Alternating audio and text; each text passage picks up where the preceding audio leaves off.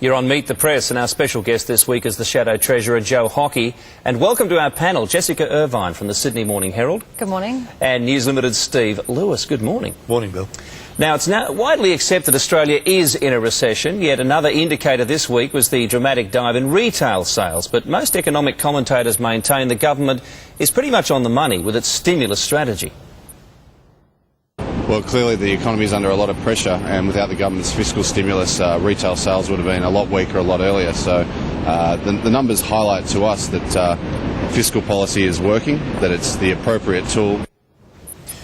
Joe Hockey, tomorrow taxpayers will start receiving the $900 payments. Today the Prime Minister is announcing a new initiative with the banks where people who lose their jobs will get mortgage relief. Isn't the reality at present, the brutal reality for the coalition, that the government is doing a good job, Kevin Rudd is doing a good job, and you really don't have any answer to this economic meltdown, to actually countering what the government is doing? Well, Steve, if you think handing out money to people is the government doing a good job, that's your view, and maybe it's that of the general public. But we're experienced in government. We know that you have to, at some time, pay off Labor's debt. And we know that cash splash is not generating the jobs, not just of tomorrow, but the exports of tomorrow as well. And that's our concern. It's like a flash flood that is being used to try and solve a drought. There is a structural problem that needs to be addressed. The government isn't doing it. And, you know, sooner or later, the government's going to have to cut back on things that are going to have a real impact in the community to pay for this cash splash. Well, you were in Tasmania this week with Malcolm Turnbull and a shadow cabinet. You get around.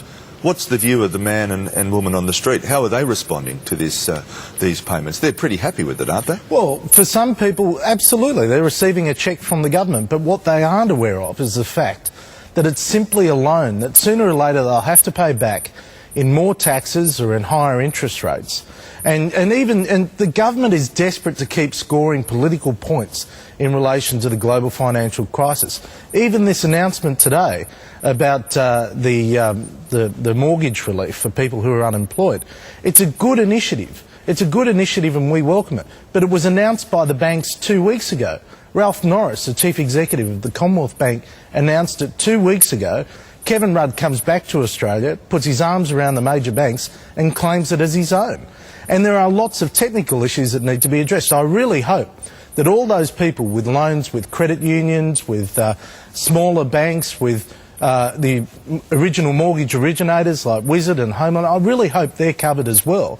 And this isn't just a good competitive initiative from the major banks. So is there a chance with this announcement today that certain people will miss out if they're with Aussie Home Loans or Wizard? Is there a chance that it will distort the market? We don't know the details of it because it was a commercial initiative announced originally by the Commonwealth Bank. It's great that the other major banks are on board, but there are literally hundreds of thousands of Australians that do not have mortgages with the major financial institutions, and therefore they may well not be covered. I hope they are. I hope it's been thought through by Kevin Rudd. So the government's now, with the G20 out of the way, thinking about the May budget and what needs to be done there. You're talking about saving for a rainy day. Do you think there's no case for further stimulus in the budget? Well, if there's going to be stimulus, our view is it's got to be the sort of stimulus that is going to build jobs, and it's a stimulus that is going to create export opportunities into the future. Now, we have always supported infrastructure. Malcolm Turnbull, in his alternate package to the $42 billion stimulus, outlined a smaller package of $15 to $20 billion. He stated that a number of initiatives particularly should be focused on small business, but also we've had infrastructure commitments that we've always believed in that should be there, and those sort of infrastructure commitments focus on building jobs into the future and importantly building the infrastructure that is going to allow us to create exports. So what magnitude of spending do you think we need to see in the budget? Well, Jessica, we don't know what the starting point is because the government hasn't come clean on the real numbers in the budget. Every time Wayne Swan opens his mouth, a new set of numbers come out of it. And we really don't know what the starting point is. But we just caution that you should not be splashing money around recklessly. You should focus on building infrastructure, building jobs for the future. And every dollar that is being spent today, and it's running at $2.2 billion a week that the government is borrowing, Every dollar spent today should be focused on jobs, jobs, jobs. Joe Hockey, the Coalition opposed the $42 billion stimulus package. Are you saying that if the government in the budget announces something similar, the Coalition will oppose it again? Well, if there is waste, if there is mismanagement, we will oppose it, Steve.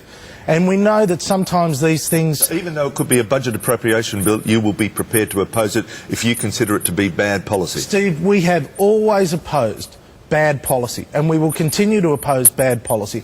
And understand this, the government is borrowing $2.2 billion a week to fund itself now. That's a huge amount of money they're borrowing, mainly from the rest of the world. Well, Someone has to pay for this. Let's just talk about that, because clearly China is one of the major purchasers of those treasury bonds. Now, the government has been accusing the opposition and yourself of playing the racist card on China. Is that a fair criticism of the opposition? Not at all, Steve. It's a repugnant criticism. And the fact that, you know, the government has lowered itself to running the race card, as they call it, the yellow peril line, is absolutely repugnant. For anyone to suggest that I'm a racist or any of my colleagues are racist is just outrageous. And one of the things that really makes me angry, and I must say, this is the sort of politics they play. If you try to engage in a proper debate with proper scrutiny about what's happening in Australia at the moment, what happens is the government has a political line that they just throw at you. And it's just the same old way Labor does things, and it's really, I find it really gets under my skin. So if you're not racist and if that's not the line that you're running, would it be okay if China bought every single bond that we issued to the market to fund the deficit? Jessica, our concern is that it is a single foreign government behind all of this. A single foreign government that is engaging in the purchasing of assets and allegedly in the purchasing of government bonds. So do you think they're in both the debt side of the equation and the equity side, and what we want is total transparency. We will be moving an amendment at the first available opportunity to have total transparency on exactly who is lending Australia all the money that the government is borrowing at the moment. Should there be a cap on how much a particular country could buy? Well, the question is, what is in Australia's national interest? And is it in our national interest to have a foreign government, not a foreign corporation? We welcome foreign investment, and Australia needs foreign investment. But the argument is it in our national interest to have a foreign government buying a lot of assets in Australia and at the same time lending Australia a lot of money? So if China ends up lending us $20, $30, $40 billion to fund this $200 billion worth of debt that we'll eventually get to, are you saying that would be a bad thing? No, I am saying that the Chinese government is acting in the interests of the people of China. We want the Australian government to act in the best interests of the Australian people. And we've just seen recently some diplomatic argy-bargy between China and the United States because China has massive investments in the United States. We should not allow ourselves to be in any way beholden to a foreign government. And the Liberal Party believes not only in our financial security but in our national security. And sometimes I think that the Prime Minister is more focused on other things than focused on what is in our national interests. Joe Hockey, while Kevin Rudd is hitting 74%, your leader is plummeting the depths. He's hitting approval ratings that probably move him fairly close to someone like Simon Crean. Does he still have the full confidence of the federal opposition? Can I tell you, Malcolm Turnbull is a man of principle. He is a man of great personal dignity. He is a man who is committed to getting Australia back on track. Malcolm Turnbull puts Australia first. He puts Australian jobs first. And that's why he is our leader, and that's why we totally support him, and that's why we want him to beat Kevin Rudd. On that note, we have to leave it there. Thank you very much for being with us, Joe Hockey. Thanks, Bill.